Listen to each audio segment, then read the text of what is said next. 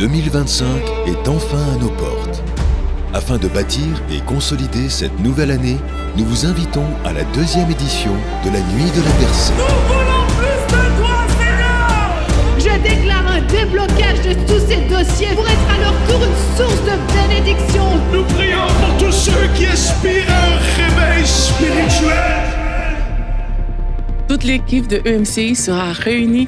On va intercéder ensemble et allumer ce feu qui va nous porter tout au long de 2025. On s'attend à des miracles, de belles choses de la part du Seigneur. Alors n'hésitez pas à vous joindre à nous avec votre famille, vos amis et pourquoi pas même en église. Alors on va se mettre dans la foi avec vous vraiment pour voir la puissance du Seigneur intervenir dans votre vie.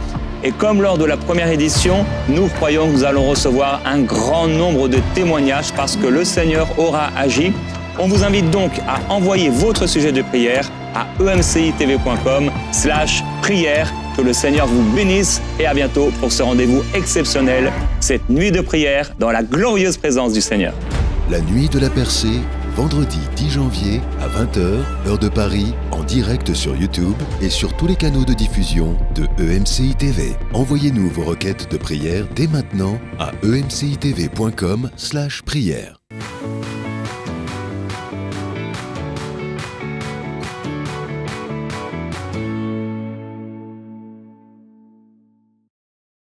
Bonjour tout le monde.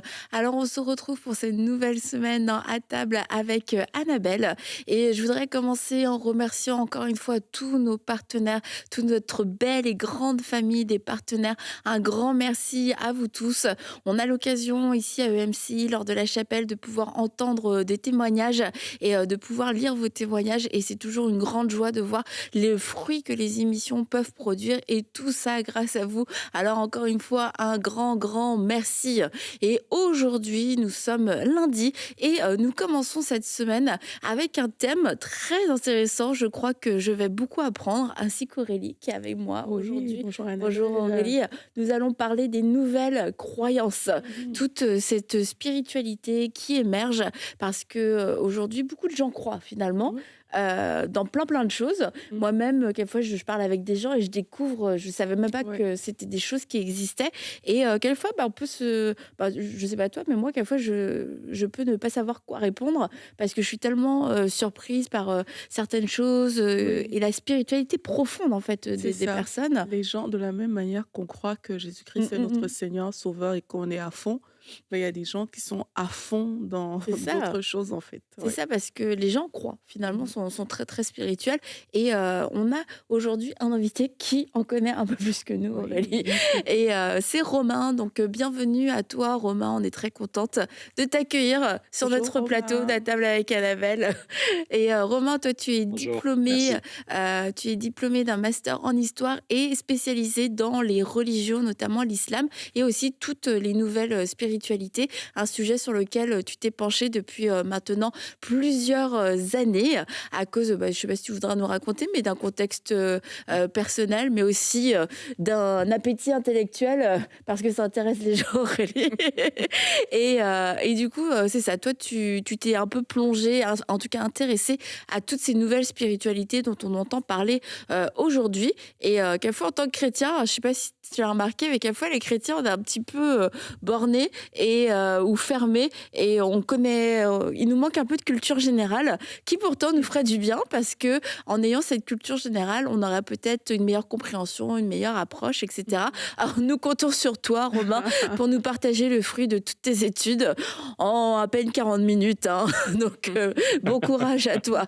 Donc Romain, quand on parle de nouvelles spiritualités, nouvelles croyances, déjà on parle de quoi? On parle d'un ensemble de courants, de croyances, de pratiques qu'on appelle nouvelle spiritualité. Si vous tapez nouvelle spiritualité sur Google, vous allez avoir de grands journaux, de grandes émissions qui en parlent. Le monde des religions, par exemple. On va avoir aussi pas mal de youtubeurs. Mais souvent, la vie aussi, famille chrétienne, on s'intéresse à ces nouvelles croyances parce qu'elles sont beaucoup plus exposées. Et souvent, quand on parle d'un phénomène dans les médias, c'est que avant, ça a eu le temps de faire son chemin dans la vie de beaucoup de gens. Donc, ce qu'on va voir dans les titres, on va entendre parler on va parler de chamanisme, de reiki, de yoga, de voyage astral, de sorcellerie, de plein de croyances et pratiques qui viennent souvent, qui sont en fait ancestrales. Elles ne datent pas d'hier. Mhm. Mais par contre, ce qui est nouveau, c'est la mise en avant dans les kiosques, dans les émissions, quand on va sur YouTube ou même dans les pubs. Quand vous allez sur Ouais. certains sites, vous allez avoir des pubs de grandes plateformes qui, par exemple, je note une plateforme qui s'appelle Gaia, qui est dans cet état d'esprit, dans cette vision du monde, où toutes ces croyances et ces pratiques sont ensemble parce qu'elles partagent un état d'esprit commun. Elles répondent à des besoins de la part des personnes qui sont en recherche. Mhm. Et est-ce qu'elles ont toutes un socle commun, si ce n'est de répondre à des besoins ou à des questions que l'être humain se pose, mais est-ce que au niveau de la croyance, de la fondation de la croyance, est-ce qu'il y a un socle commun? Oui, oui. En tout cas, de ce que j'ai réalisé en conduisant des études et puis surtout en accompagnant des personnes de ce milieu-là, c'est qu'il y a un fond religieux. On dit souvent en histoire de religion que les religions sont les grandes autoroutes de la spiritualité. Et il y en a quand même deux qui ressortent, qui sont pour moi un petit peu le fond religieux de ces spiritualités. Je nommerai l'hindouisme et le bouddhisme, qui sont des religions qui ont une vision du monde très différente, par exemple, des religions monothéistes. Et je Mhm. dirais une troisième tradition qu'on appelle souvent tradition primordiale, mais c'est tout ce qui revient à des courants spirituels et de croyances en lien avec l'animisme. L'animisme, en fait, c'est une vision du monde très spiritualiste où un objet a un esprit, des animaux ont des esprits, la nature a un esprit. Mhm. Et quand on combine ces différentes croyances, elles donnent une vision du monde. Et par Mhm. exemple, si on prend la question de la vision de Dieu, on aura une vision de Dieu plutôt panthéiste. On va se dire que Dieu est partout, en chaque chose, en chaque être vivant. Donc ça, c'est vraiment le fond religieux que j'ai perçu en allant gratter un petit peu plus loin. Mhm. Mais ce qui va être un accélérateur de ce tronc commun, c'est dans les années, je dirais 70 et même avant, fin 19e siècle, avec certaines personnalités qui vont créer des conditions favorables pour que ce qu'on appelle le New Age émerge, qui est Mhm. la conjugaison entre des religions d'Extrême-Orient et en même temps des croyances qui sont plutôt de type ésotérique ou occulte. Ouais. Et du coup, par exemple, j'ai rencontré un bouddhiste qui m'a dit que lui, ce qu'il aime bien, c'est le fait que, il faut il prend sa vie en main, quelque part. C'est pas qu'il y a un Dieu de qui il dépend, et cetera. C'est lui-même qui prend sa vie en main et il a le contrôle, on va dire ça comme ça. J'étais même tombée sur, chose incroyable, hein, la Bible des satanistes. J'avais lu sur Amazon, puis j'ai vu que ça avait quand même des bons commentaires, puis je suis allée lire les commentaires et les gens étaient encore dans cette optique où ils disaient: «Ah mais oui, c'est ton destin, en fait, il faut être individualiste, en fait, ton destin est entre tes mains et tout, tu n'as pas besoin qu'on te dise de faire ci, de faire ça». Maintenant, face à ce genre de discours, tu peux peut-être nous expliquer c'est quoi le discours qui revient pour que, en tant qu'enfant de Dieu, on sache comment se positionner. Parce que quand un bouddhiste, il Oui. te dit: j'ai ma vie en main, on connaît pas forcément tout, mais peut-être qu'il y a des choses qui se rejoignent dans les différentes religions qui peuvent nous permettre de dire: OK, voici comment cette personne pense par rapport, par exemple, à moi qui suis chrétienne. Est-ce que cette base-là, tu peux un peu nous expliquer pour qu'on puisse mieux comprendre? Ouais, c'est super intéressant, Aurélie. Et je vais essayer de répondre de manière synthétique.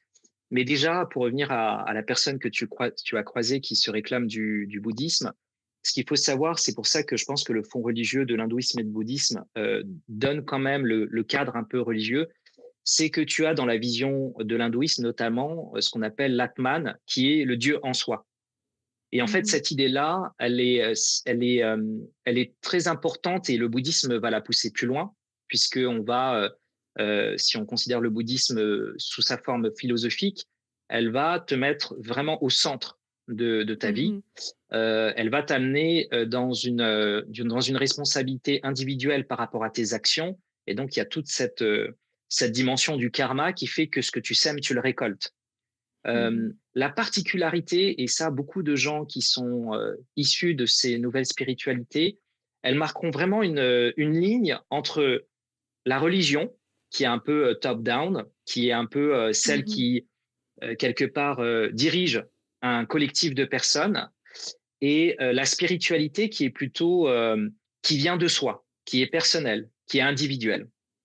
Donc, lorsqu'on est dans une situation, on discute avec une personne, ce qui est important, en tout cas ce qu'on a découvert en accompagnant des gens de ce public, ce qui est important, c'est pas tant de s'attacher à la croyance ou à la pratique, mais plutôt de savoir en fait qu'est-ce qu'elle recherche et d'où elle part par rapport à ça.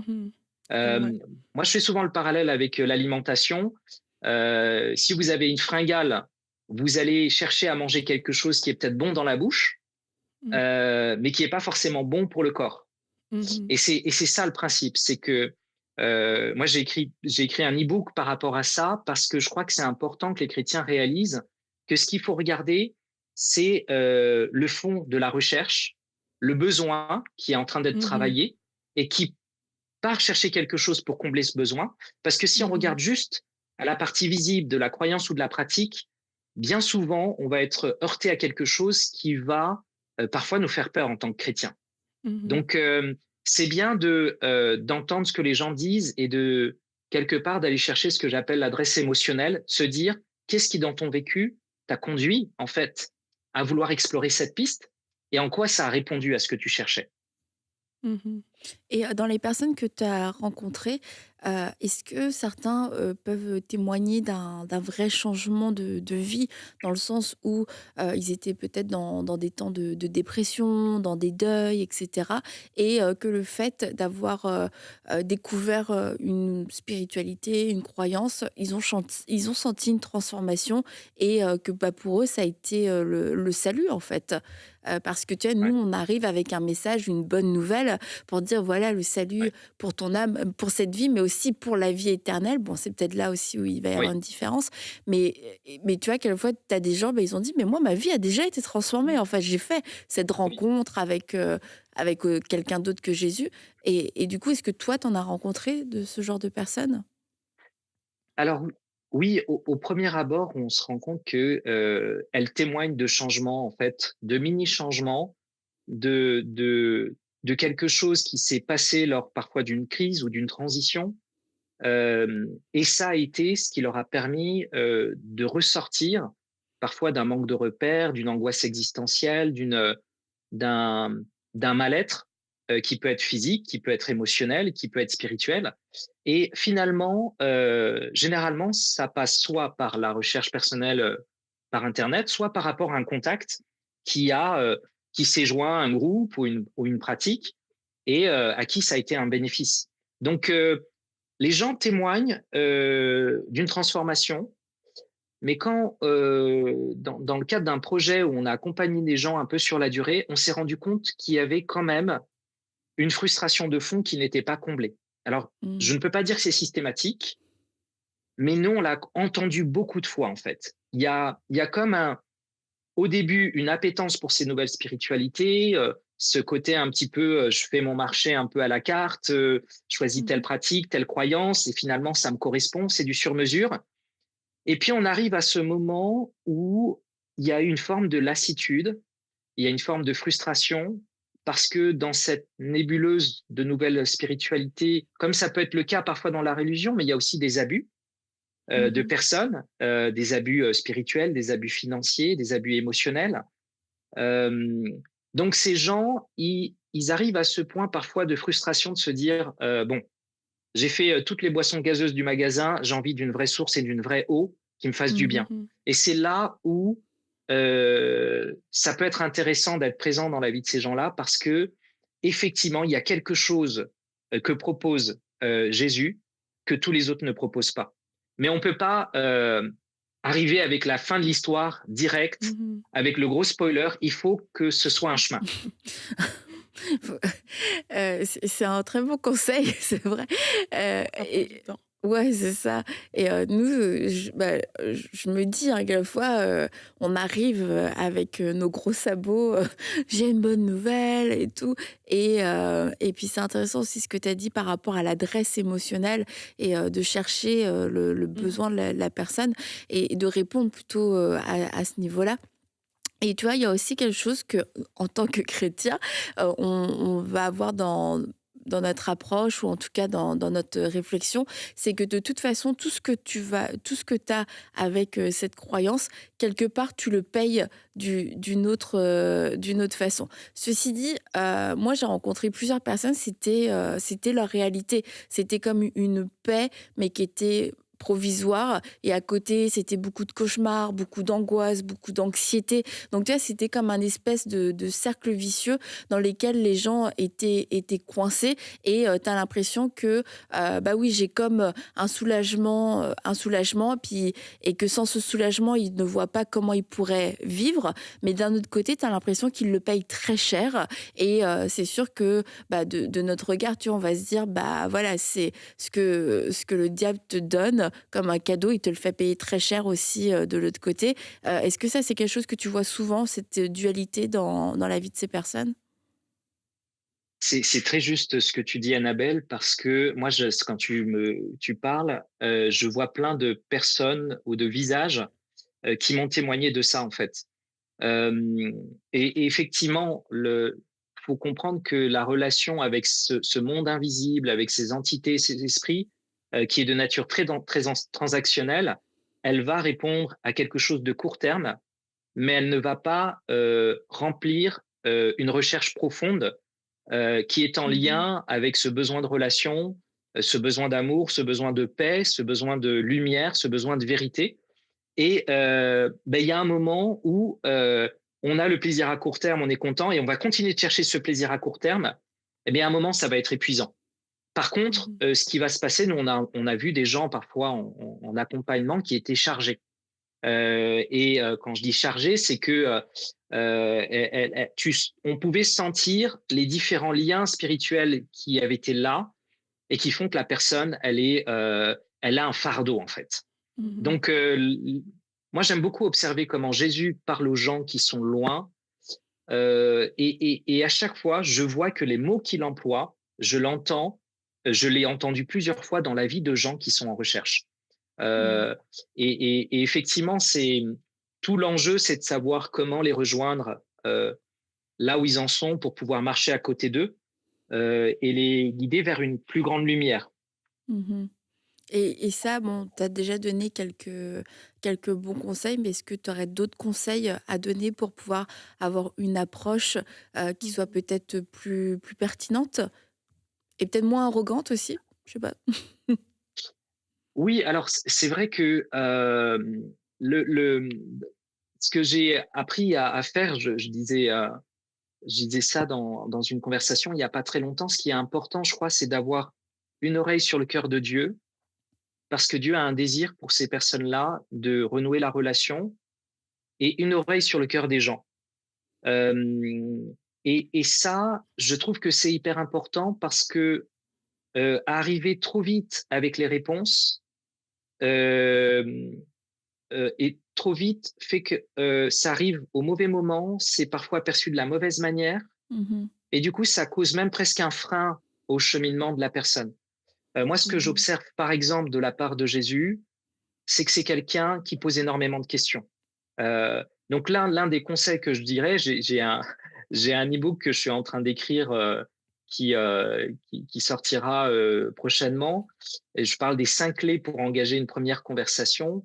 Et l'une de ces clés, c'est justement, au lieu d'apporter des réponses, peut-être amène les bonnes questions. Et ça peut faire une grande différence dans le cheminement de quelqu'un parce que c'est dans la pédagogie de Dieu, c'est dans la pédagogie de Jésus. Moi, je dis à mes enfants souvent, quand vous allez voir dans les Écritures que Dieu pose une question, c'est pas parce qu'il connaît pas la réponse. C'est parce qu'il veut qu'on réalise par nous-mêmes quelque chose. Donc, ça veut dire que la pédagogie par question, hein, on dit que Jésus a posé plus de 300 questions dans les évangiles, c'est qu'il y a une raison en fait. C'est qu'il veut que la personne fasse un choix, prenne une considération dans sa vie à un instant T de quelque chose sur lequel Jésus va venir challenger en fait. Euh, donc ça, c'est un conseil. Après, le deuxième conseil que je donnerais un petit peu, c'est, et ça je l'ai fait parce que j'ai réalisé que quand on devait former des chrétiens pour accompagner des gens très loin qui sont dans ces nouvelles spiritualités, on s'est rendu compte qu'il y avait beaucoup de chrétiens qui ont peur. Et qui ont peur de se faire polluer ou entacher ou attaquer par Satan. Et tout l'enjeu de la foi, pour moi, c'est d'arriver à être beaucoup plus confiant en ce que l'Esprit veut faire que la capacité de Satan à nous séduire ou à nous toucher. Et la foi en Christ, je pense que c'est une marche. La foi, c'est l'antidote de la peur. Donc, c'est une foi qui est forte, qui est courageuse, qui est motivée par l'amour. Et si on a ça dans le cœur, on va trouver le moyen d'aimer la personne, de l'accompagner, de marcher avec elle, de lui poser les questions, de recevoir des choses de la part de l'Esprit pour qu'elle puisse trouver, à force de mini-rencontres et mini-expériences avec Dieu, arriver à cette grande rencontre. Et quand je t'entends parler, je vois que tu as ce côté très humain. Donc, c'est génial, c'est vraiment extraordinaire. Mais si je reviens au côté de la religion, est-ce que justement des personnes peuvent arriver dans une religion comme du jour au lendemain sans s'en rendre compte? Est-ce qu'il y a toujours un choix conscient de « OK, là, je suis dans ce truc » ou alors, est-ce que parfois, il y a des personnes, ça leur est tombé dessus quelque part, sans qu'elles n'aient eu vraiment besoin de choisir. Elles se sont retrouvées là-dedans, peut-être par ignorance. Au début, on ne savait pas que c'était même forcément quelque chose de religieux, mais on est dans la pratique parce qu'on accompagne des uns des autres. Et puis, ça finit par nous tomber dessus sans le savoir. Je le demande aussi parce que, tu vois, là, tout à l'heure, tu parlais des personnes qui ont, par exemple, peur. Moi, je pense peut-être à la sorcellerie. Beaucoup de gens vont avoir peur de ce genre de choses. Et beaucoup de gens vont dire aussi qu'ils se sont retrouvés dans ces choses sans forcément savoir que, OK, étape 1 pour entrer dans la sorcellerie, c'est ça, après c'est ça, après c'est ça. Ouais, Du coup, comment est-ce qu'on fait à ce niveau-là? Est-ce que tout à coup, peut-être pour rassurer des gens, est-ce que tout à coup, tu vas te retrouver dans ça? Ou alors, ça prend vraiment un processus, des étapes où tu es conscient que ben là, je suis en train de faire quelque chose. C'est une excellente question parce que moi, quand j'ai découvert ce phénomène il y a 3-4 ans, en lisant un peu les témoignages, en entendant l'histoire des gens, je me suis rendu compte qu'il y a vraiment un processus que les gens ne décryptent pas, ils n'ont pas conscience. Ils passent de quelque chose d'innocent à quelque chose de plus engageant, à de plus important sur le plan spirituel. Et souvent, ce qui se passe, c'est que ça commence par quelque chose qui nous fait du bien. Et petit à petit, on arrive à quelque chose, on a nos désirs qui sont motivés par quelque chose, on court après quelque chose et il y a un prix un petit peu plus fort à payer. Moi, j'ai même lu des témoignages. Alors, je me suis aussi intéressé aux témoignages de gens qui étaient dans ces nouvelles spiritualités et qui sont devenus chrétiens. Et souvent, quand on les écoute, on peut entendre le témoignage. C'est un peu comme un scénario qui se répète. Mais ce qui se passe, c'est vraiment, pour donner une image qui parle à tout le monde, c'est vraiment, vous savez, c'est la grenouille qu'on met dans l'eau et on monte la température au fur et à mesure. Et c'est vraiment ce qui se passe dans ces spiritualités pour des gens qui ne savent pas et qui commencent par quelque chose d'innocent. Parfois, il y a des yogas ou des types de méditation qui peuvent être dangereux et on le fait comme ça parce qu'il se passe rien. Mais au bout d'un moment, on découvre une pratique qui nous amène plus loin, et c'est ce cap qui nous amène plus loin qui commence à nous faire entrer dans un engrenage. Et généralement, la ligne rouge que j'ai remarqué, c'est quand on nous met en contact au monde invisible avec des esprits ou des entités. Là, quand on part ça commence souvent avec le développement personnel. Alors, j'ai rien contre le développement personnel, mais je pense que l'évangile et le chemin que Jésus nous invite à vivre est une transformation de soi par l'esprit et pas par ses propres moyens ou par sa propre vision de qu'est-ce que je dois devenir, en fait. Mais les gens, c'est des questions qui touchent leur identité. Ils ont envie de devenir quelque chose, qui est un bon signe parce qu'ils ont une soif de vie. Mais ils passent par des choses inoffensives qui vont être du yoga, et puis à un moment, ils vont tomber sur un yoga particulier, par exemple le yoga Kundalini, qui est un yoga qui nous fait vivre une expérience spirituelle qui ouvre les chakras. Et en fait, cette expérience-là, on nous dit qu'il y a un serpent qui monte en haut de notre colonne vertébrale en passant par chacun des chakras et qui nous fait rentrer dans une nouvelle dimension spirituelle. Donc, ça commence par du stretching, et le yoga étant déjà une forme de prière à la base, hein, ça vient de l'hindouisme. Donc, chaque position raconte une histoire de la mythologie et de la religion hindoue. Donc, c'est une prière par le corps, mais il y a un yoga qui va aller encore plus loin et qui va toucher cette dimension du monde invisible et qui va nous faire une expérience qui, pour moi, est l'inverse de ce qu'on vit dans le baptême par l'esprit qu'on décrit dans les évangiles comme une colombe qui vient sur nous, qui vient d'en haut. Là, dans le yoga Kundalini, on a un serpent qui vient d'en bas. Et des expériences comme ça, quand on commence à les lister et à voir un petit peu, on commence à décrypter un peu la toile d'araignée dans lequel l'ennemi nous fait cheminer subtilement et par innocence, par naïveté, je dirais. Et c'est important, je crois, d'aider déjà. L'une des premières choses, tout à l'heure, Annabelle, tu me posais la question de quel conseil. Moi, je dirais que l'une de nos missions d'ambassadeurs du royaume, c'est d'aider les gens à grandir en discernement. Et pour les aider à grandir en discernement, il faut leur poser des questions. Il faut leur poser des questions, certes, sur le bénéfice que ça leur apporte, mais est-ce qu'il y a des effets secondaires? Est-ce qu'il y a quelque chose que tu as vécu que tu n'as pas compris?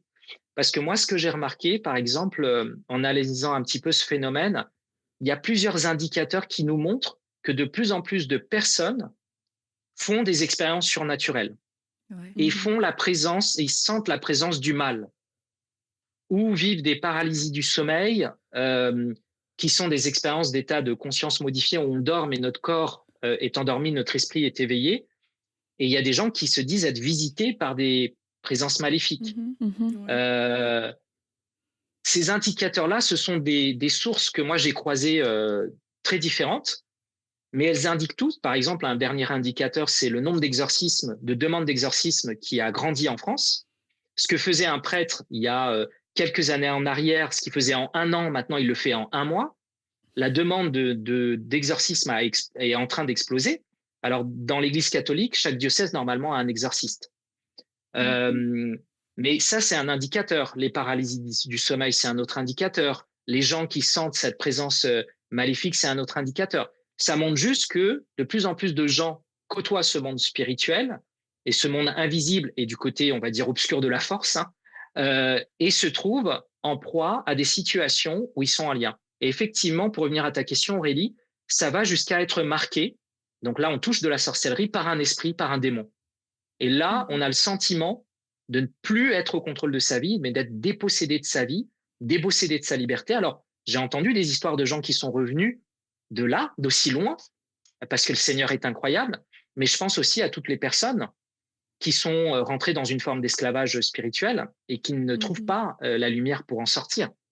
Donc oui, ça commence par quelque chose parfois d'innocent, et j'ai remarqué souvent que les gens qui ont rencontré le Christ et qui viennent de là sont les plus tranchants, les plus directs, les plus frontales pour des gens qui ont ce genre de pratique, parce qu'ils ont vécu des choses difficiles, des nuits blanches de difficultés, une oppression atroce, et c'est normal, ils veulent éviter ça pour les personnes, mais sauf que en ayant une approche très très frontale, ça crée l'effet inverse de l'avertissement. Ça crée non, tout ça c'est n'importe quoi. Vous les chrétiens, vous êtes fermés, intolérants.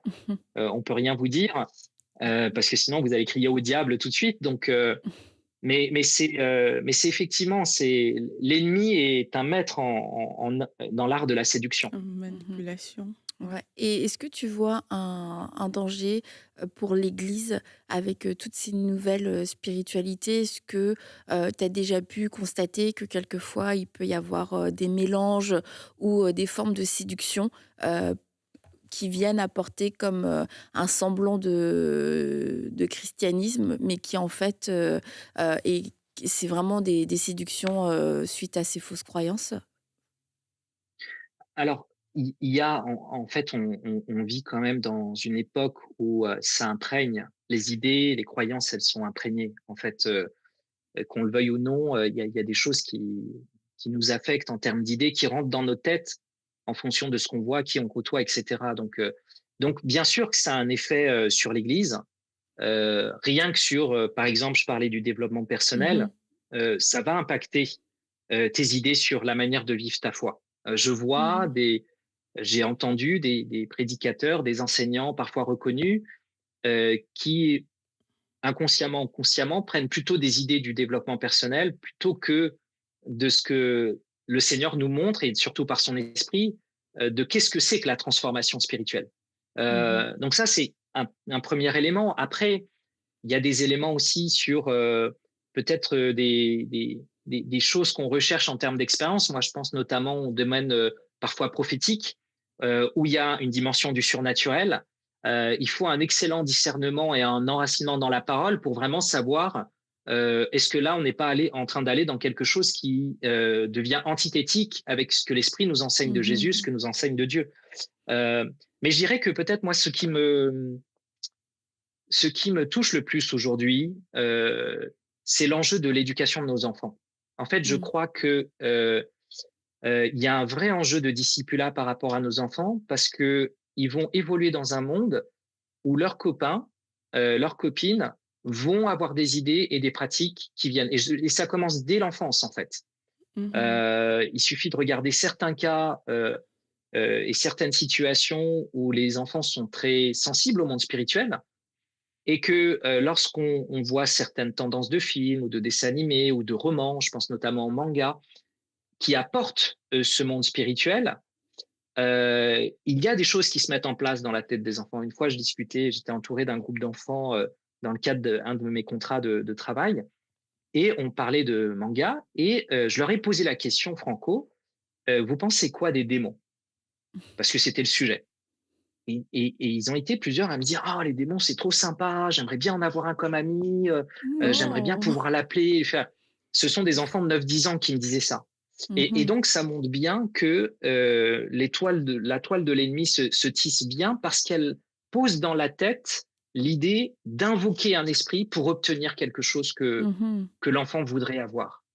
Donc ça, je pense qu'il y a quelque chose en termes de discipulat à faire pour nos enfants pour qu'ils arrivent très tôt dans leur vie spirituelle à comprendre qu'il y a un monde lumineux et un monde obscur, qu'il y a une vérité qui se trouve en la personne de Jésus et dans la révélation biblique. Et encore une fois, je dirais, il ne faut pas avoir peur. Alors, il ne faut pas les traumatiser, il faut y aller progressivement.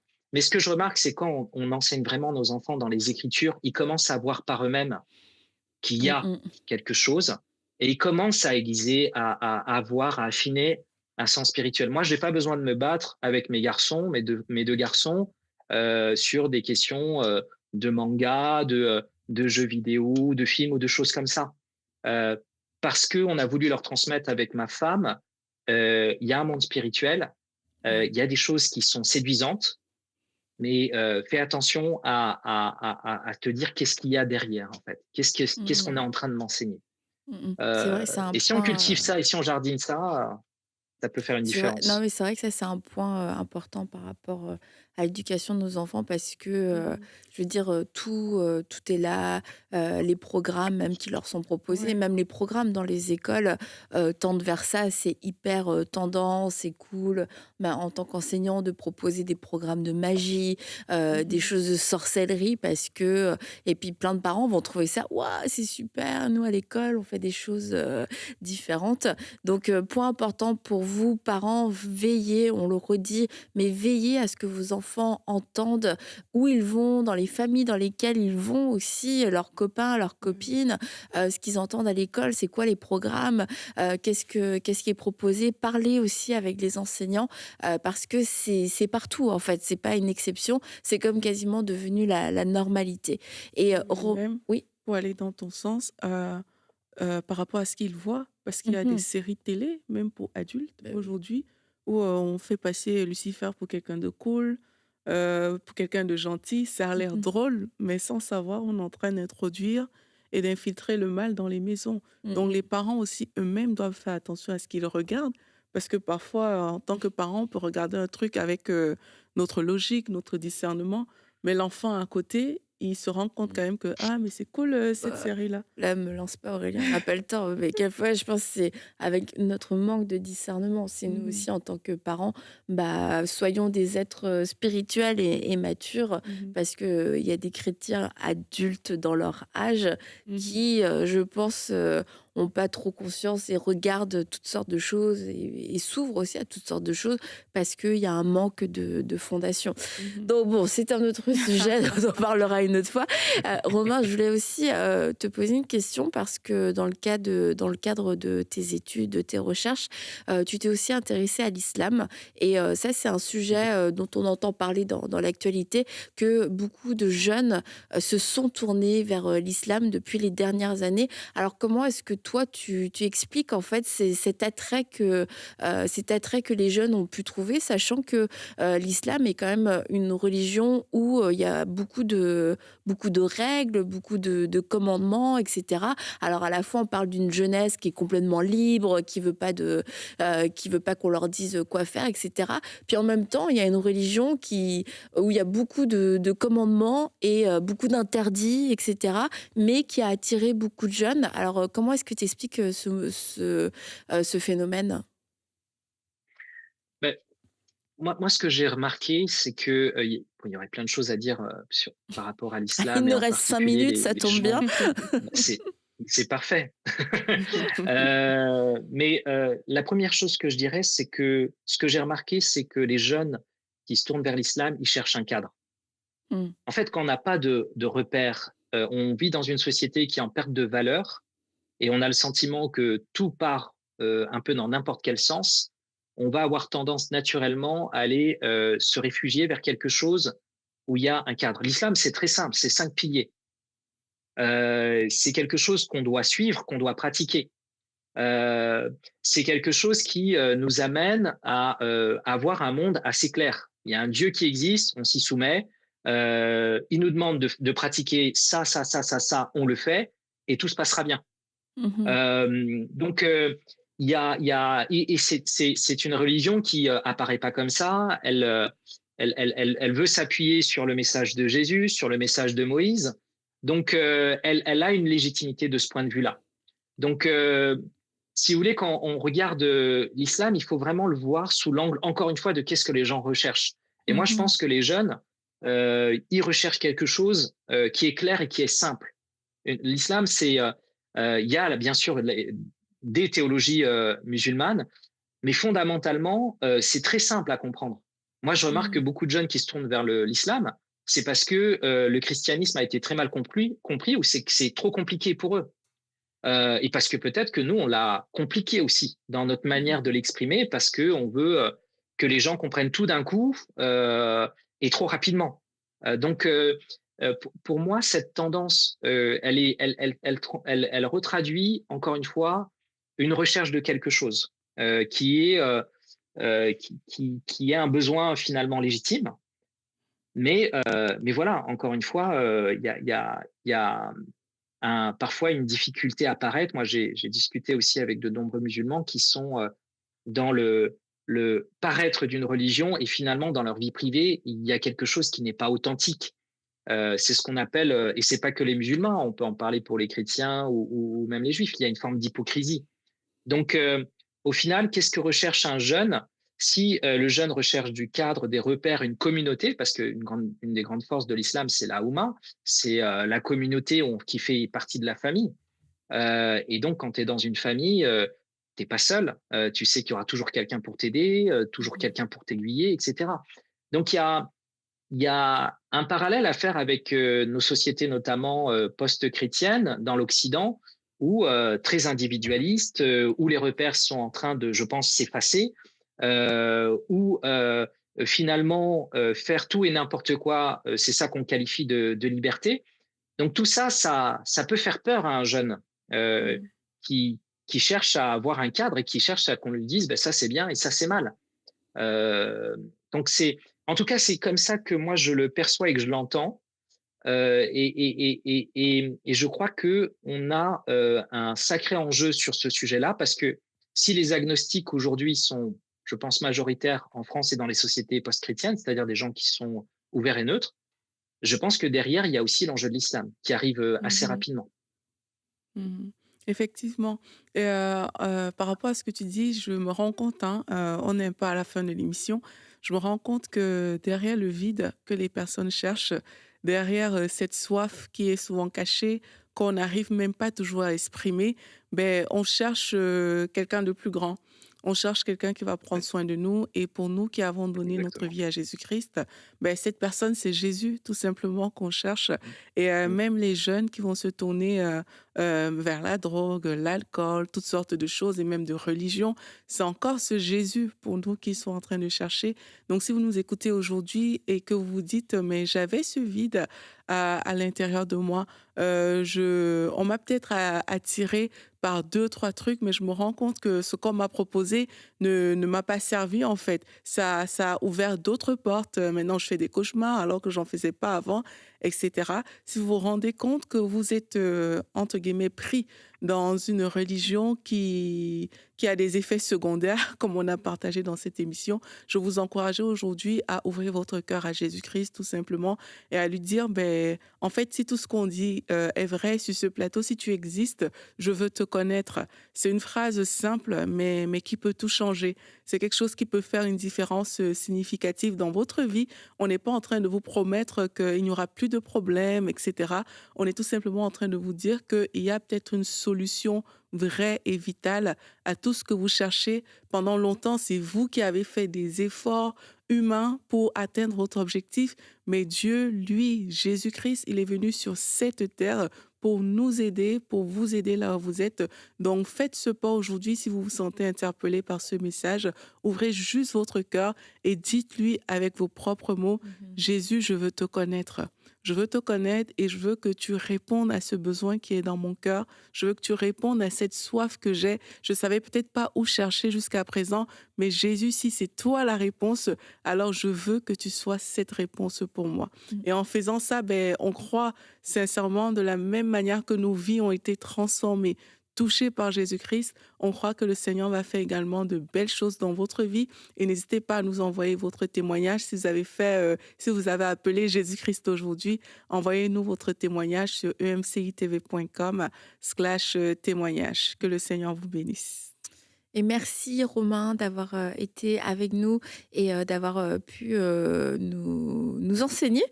C'était très riche. On aurait encore pu parler des heures. Moi, j'avais plein de questions encore. Mais un grand merci à toi et que le Seigneur t'accompagne dans tous tes projets et puis puisse te donner encore plus d'impact envers toutes les personnes que tu es amené à rencontrer. Donc, un grand merci à toi. On aura sûrement l'occasion, écoute, de te réinviter parce que, comme j'ai dit, on avait encore plein de questions à te poser. Ouais, c'est passionnant. Donc, à bientôt. Et puis, vous aussi, je vous dis à mercredi pour notre prochain podcast.